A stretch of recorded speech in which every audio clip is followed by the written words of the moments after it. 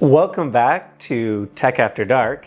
In today's video, I'm going to be unboxing the iPhone 13 Pro Max by Apple.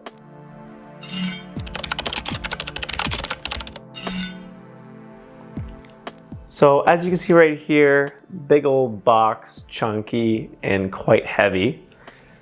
Pretty minimalistic for the past 2 years. And I'm just going to be unboxing and giving you a few first impressions and even comparing it to my old XS Max, or tennis match, as some people will say. So right from the get-go, the 13 Pro Max has no plastic wrapping. They've kind of made it minimalistic and it almost looks like this is already unwrapped, but it's actually brand new. There are 2 tabs on the side there, and we can just kind of unwrap them. So right from here, let's kind of get it up to the mic, but we can pull these green tabs. So let's just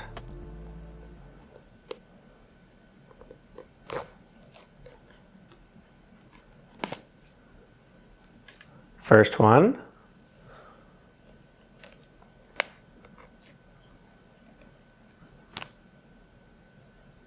And second. And right there, we can start unboxing. So,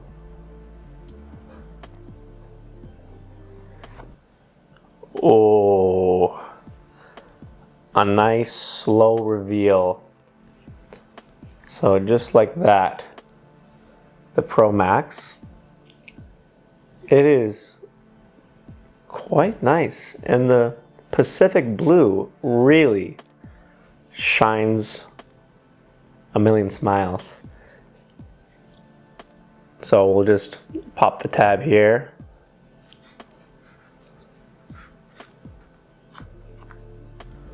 Oh, that's quite nice. We'll put this off to the side quickly and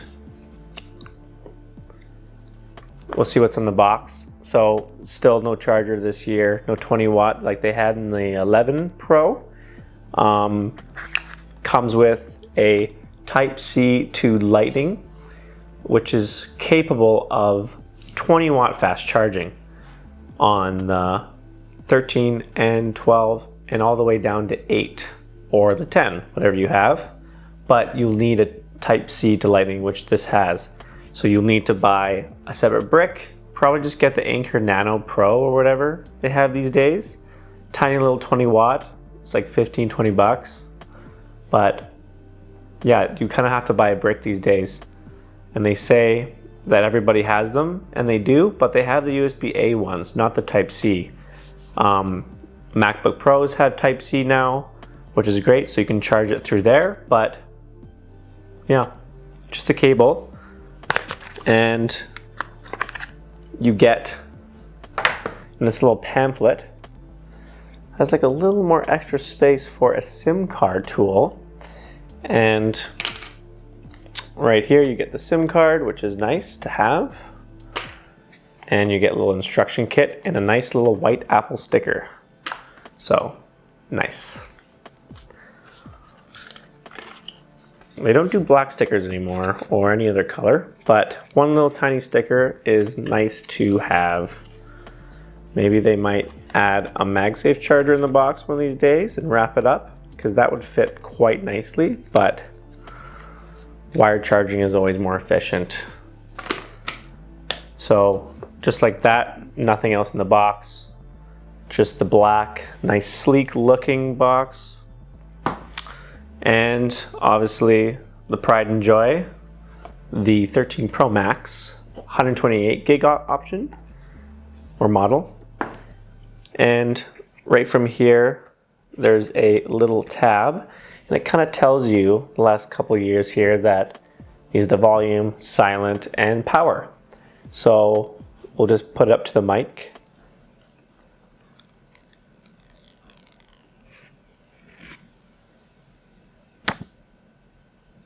Nice.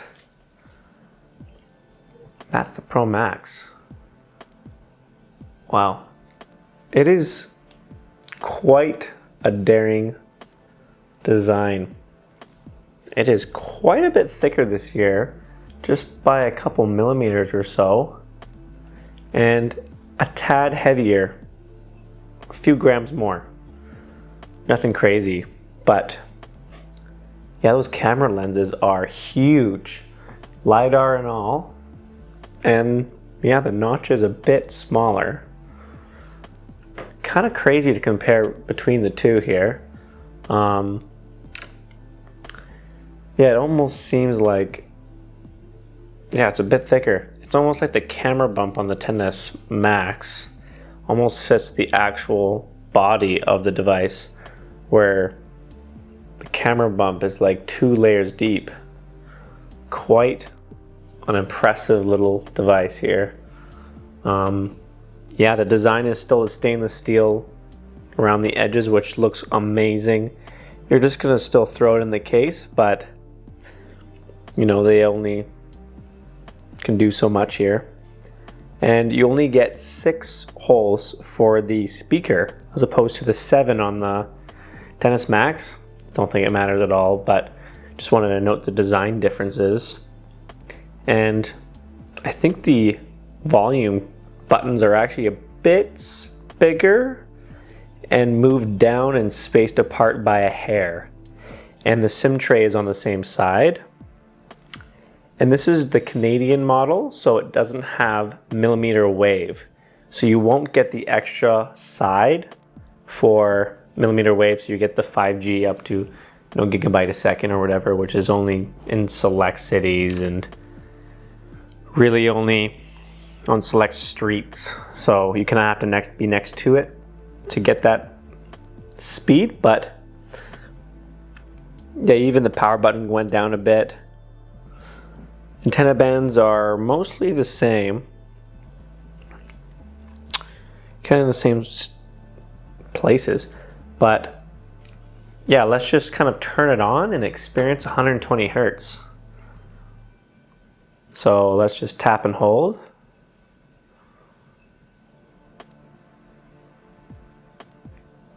Apple logo. And this is running the A15 Bionic, which they say about 10% faster. So the boot time is maybe a second faster than the last year's model. It's already up. Saying hello and everything. Almost matches my monitors, the Drift screensaver. And kind of the first impressions of 120 Hertz. So let's just try sliding up here. Oh, it's smooth. Oh my. Getting shivers. This is smooth, guys. I don't know. 120 Hertz from 60 Hertz for the last 12 iPhone models or whatever, right? Oh, it's nice to use, I'll say that. Oh, it is just buttery smooth. It's like a completely different phone. Like, this is the first time a screen can look this good and feel this good to use. Oh, I'm gonna type in the Wi-Fi passcode. Man, that is so awesome. A very big phone. And I don't even, it's kind of hard to tell how much bigger it is on screen. It's, I have dark mode always, so like the bezels kind of melt into display. But man, this is super satisfying. Oh, I'm just kind of going through here, the setup.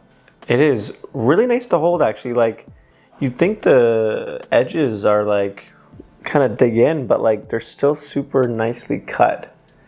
And my finger really rests quite nicely. For how much it weighs though, like, yeah, it's definitely a bit bigger, bit heavier, bit of everything. And even the notch too, it's like, It kind of blends in if you have a black background sometimes, but yeah, that's crazy.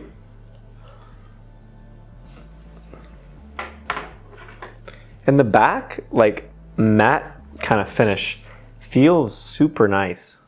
That is something, another slight detail on the last few models here. Super premium, I think.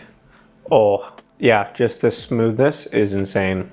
Already dark all the way. Yeah, the notch just disappears. It's super hard to tell if you have just a dark screen. And straight from the get-go, you can just use it without a SIM card, which I thought you needed to, but we can kind of just go kind of compare. But yeah, let's just like put the brightness up and kind of like, they put the nits quite a bit higher on this device, but really you can kind of see like it's pretty good. Like, I'm pretty impressed. It's not as bright as you think, but like OLED is still a very, very high brightness machine technology, but I'd almost like to see like a lower brightness because I like to use it in the night. But yeah, this comes with 80% battery life, and like if you crank it up, it's gonna last you on these Max phones. I'm just crazy how like smooth everything feels. Like just jumping around, like I can't really show you this on screen, but everything feels just 2 times faster. It's crazy. Yeah, just jumping around. Like, it's so smooth. It's crazy. It's, oh my God. I wouldn't get, yeah, I wouldn't get bored of that or anything. Sometimes people say that you'll just get used to it, which you will, but in a good way where you just kind of expect 120 hertz now. If you go to the Pro phones, you couldn't really go back to 60, to be honest. Everything just jumps. It's just like super fast too, which is a new chip, but like this slaps. Yeah, the design is quite nice. Fingerprints around the sides, obviously, right away, but I'm quite impressed. They do an amazing job. Kind of weird how the LiDAR is underneath the camera hump, but then the flash actually almost needs a cutout. I think it might still be plastic for the flash, but yeah, I guess you could scrape that part, but the glass is super nice. It's smooth on the actual camera lens, where the regular iPhone 13 is matte on the actual camera hump and glossy on the back. But yeah, the blue is super subtle. Like, it's nothing crazy. It's almost a gray and low light. It's really hard to tell, and the Apple logo almost disappears within. It's smooth on the Apple logo, but yeah, it's almost just like embossed underneath. It's a really nice design. They do an amazing job on these phones. It's really quite amazing. Yeah, it's quite obvious how smooth and nice this phone is. I'm really impressed, guys. That's quite the device. Yeah, just going into everything, it just pops. It's just really quite fast. The Apple logo almost feels like a grip part. You can really just hold the phone. Yeah, they must have had to really restructure everything just to like search, go home. This would be nice for video games too, just playing some like Fortnite in the future, and maybe other games that utilize the 120 hertz. But like, this would be amazing to watch shows on. Yeah, the phone is just huge. It's really nice, and you can really just double tap and it just fills the whole screen. A great movie experience. Like, you'd be completely fine watching movies on this. And the notch itself, like comparing it to both phones, yeah, it's just kind of hard to tell. It's 20% smaller, but in actuality, it's nothing too much. I feel like they can add battery percentage, which everyone has been talking about, into the top notch because you have a little less of it, and like the time kind of sits there by itself unless you put on like a focus mode, or if you want to have send and receive. In the top left, like before, it was pretty much just about to hit the edge, where this you can have like a full extra little like indicator almost, but it's still like a good old notch. And like maybe you can do like a quick camera test. Yeah, you can kind of already see it's already kind of better, and this is just 3 years of like innovation here. But yeah, we can just take a picture of the box here. It's hard to tell in like good light, but yeah, I was just kind of testing it quickly, but like macro mode is kind of crazy. Like it automatically shifts, but you almost kind of need a good light. Yeah, I can see pixels. That's pretty crazy. It like just automatically just pops right in. I'm like 2 millimeters away and it's still okay here. And you obviously get like cinematic mode, which I haven't even touched upon. And it just blurs everything there, right? Super fun to use. It's already kind of like blurring just right away, even if I don't click the shutter. But that's a fun mode, nothing too crazy. And maybe in the future they'd add 24 frames per second. Maybe they would add 4K to cinematic mode, but it kind of needs a lot of processing power, and maybe they can use LiDAR because it's saying that more light is required unless you get right into the light here. Like it's going to complain about it, but LiDAR might be good for that. Portrait mode and everything is super nice. You can take a quick selfie, see how that looks. Yeah, it's good. It's a good job. Great job. Yeah, portrait mode and everything. You can even do cinematic video on the front-facing camera. Yeah, everything about this camera is pretty great, especially on the pros. Yeah, it's just massive. It's just such a tank. Yeah, I don't know. It's you kind of have to know and kind of appreciate just how smooth this phone is. It's kind of crazy how everything just works. I think Apple's always been really smart on the animations, but this is next level. It's crazy you can pack that much in a phone. Like even the 0.5 is kind of nuts. 3x is really nice. And they've said that they put the dark mode like when you're taking a picture, or instead of 5 seconds, it's now just 2 seconds, which is just, it's great. It's just honestly great, but you can pump the night mode up and it just outperforms any other phone. Kind of the upgrade you kind of wanted. 120 Hertz I think is the most important part. And if you're coming from anything from like 10s or anything in the past, you know, like if you have a 3 or 4-year-old phone, or even like a 6 or 6S, which a lot of people still have, you'd be really happy with this Pro Max. I think the regular Pro is a really good buy as well, but if you want 10 hours of battery life, screen on, this becomes a 2-day phone. Kind of impressive. Yeah, just the design and everything, it's just crazy. It's like, just like how thick it is, it's just really quite a juggernaut. Like the old phone's kind of wrapped around and all, but you're getting like such a small battery in these rounded phones that it's hard to compete with something this nice. And yeah, the design is crazy cool. They did an amazing job here. You always wish USB-C, but I don't know when that is happening anytime soon here.